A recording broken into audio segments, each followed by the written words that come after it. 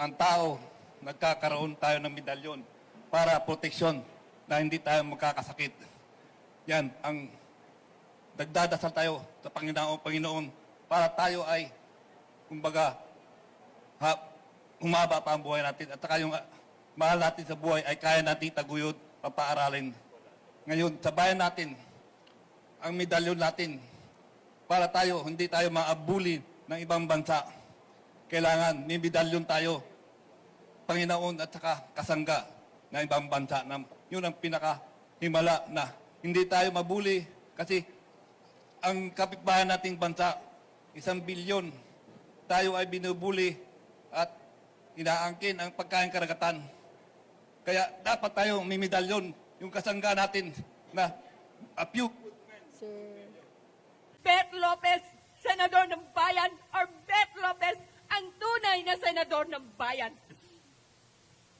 Napakarami na, pati ang Marawi ay pinakialaman ko para akong presidente, para akong general. Huwag lamang mamatay ang taong bayan.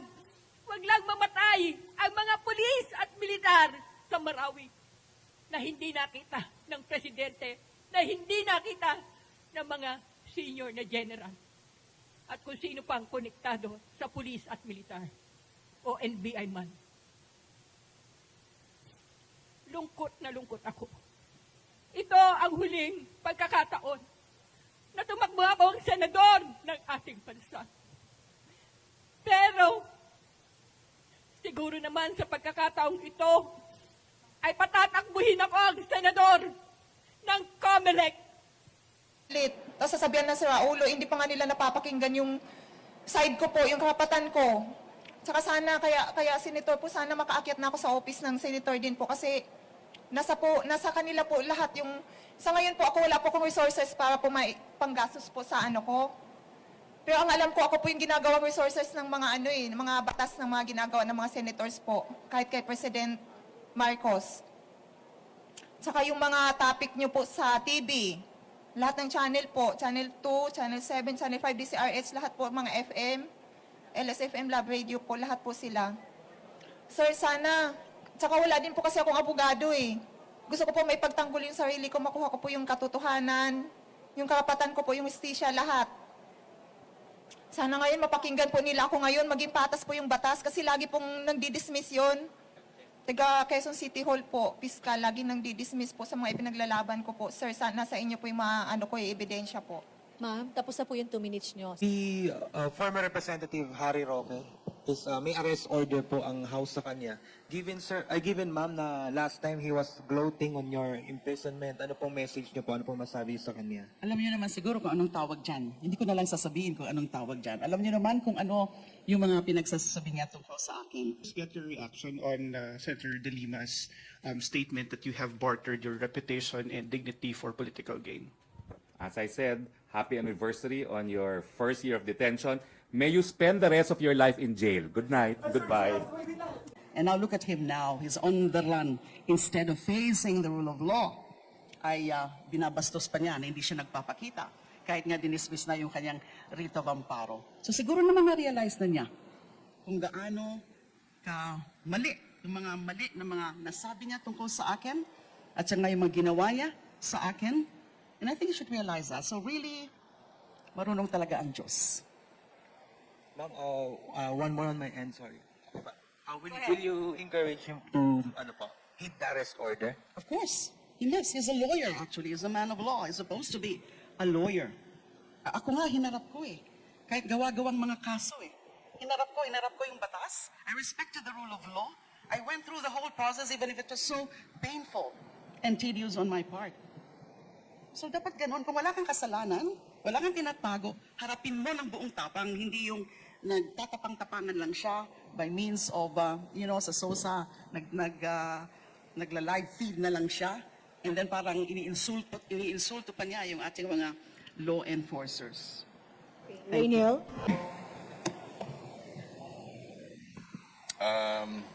Tagalog o English? O Tagalog na lang?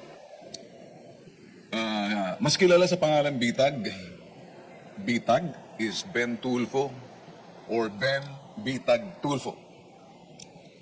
I'm a journalist by profession It's been about 22 years na ginagawa namin yung community service.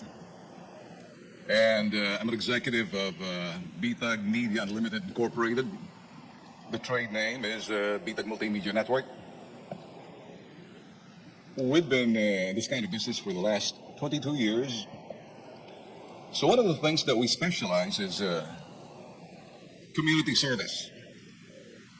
We call it community service because we're not in the public service. Why community service? Because we're not public servant. We're in the fourth estate. And being in the fourth estate, we're supposed to be agnostic, which means our job is to tell the truth. Seek the truth and tell the truth, but then again, we realize after helping a lot of people for the last 22 years, they keep coming back. Broken system. In other words, you keep helping them, you're not solving the problem because our job is to tell the truth, seek the truth, and tell the truth. And so we decided to be advocate by being part of the solution to the problem. And that's all began, and that's the reason why we're here. And the reason is, there's got to be change. Tama na yung tulong ng tulong para pabalik-balik, may problema sa sistema. Hindi natutugunan yung mga problemang idinudulog ng taong bayan. Yan. 2 minutes, sir. 8 minutes po for Q&A. Ano? Bonds? Yes, Rockler? Pakipasa po ng mic. Hello, good morning, sir. Good morning. The possibility of having 3 Tulfos in the Senate is not a long shot. So given that Senator RAFFY is already there, what will make you a different Tulfo? Well, you have to watch carefully. We are brothers. Isa lang doon dumadaloy sa ugat namin, ang public service. Because I have a different discipline. I'm an executive. I'm a communicator. I listen. Nakikinig ako. Pinakikinggan ko.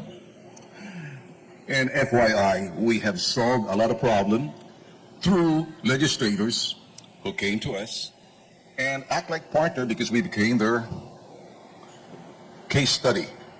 And a lot of laws, and I don't want to talk about it, but if you want, we can have a long conversation some other time, and we will present to you kung ano yung mga laws that passed because of those cases na kinuha ng legislatura, the lower house, and pumasa sa upper house. One of which is yung latest after the SARA na naging topic na ipinosenta ng Pangulo. And we're glad because sa baba yun. There's something to do with banking and the scamming, which we have a lot of those cases. Nakipagtulungan sa amin ng lower house. The chairman of the lower house, I think, sa banking was Congressman Erwin Cheng. And there are a lot of laws na gusto namin, kasi ito yung challenge namin, Biometro, yung aming action center. A lot of you don't know that. So now, I'm introducing myself to you. This is another Tulfo. Do you have any question?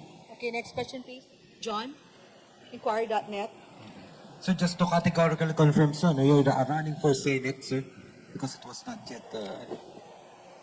Is this for a Senate run, sir? Yes. Okay. Thank you.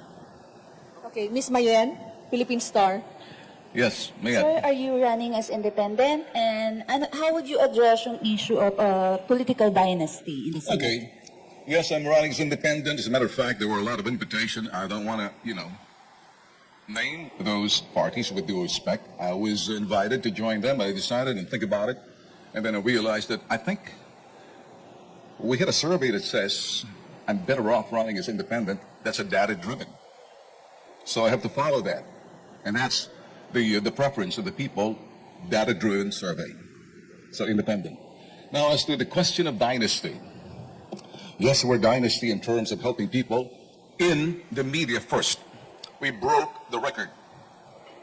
We were the first brothers, the Tulfo brothers, the 4 of us. I'm sorry, modesty aside, we lorded over helping people.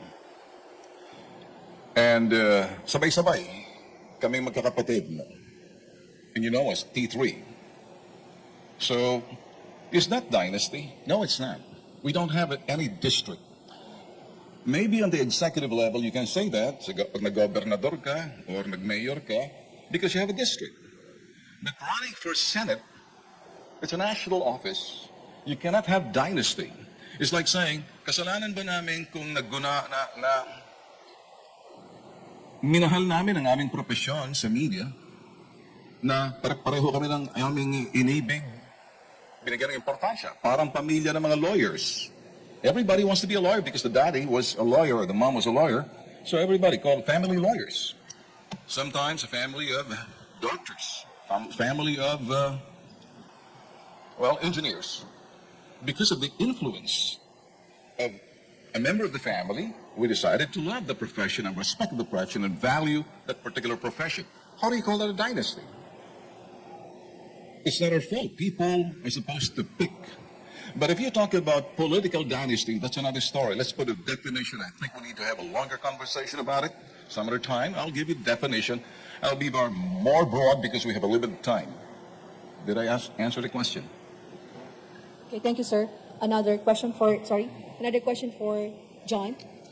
Gusto niyo ba yung Tagalog or okay lang?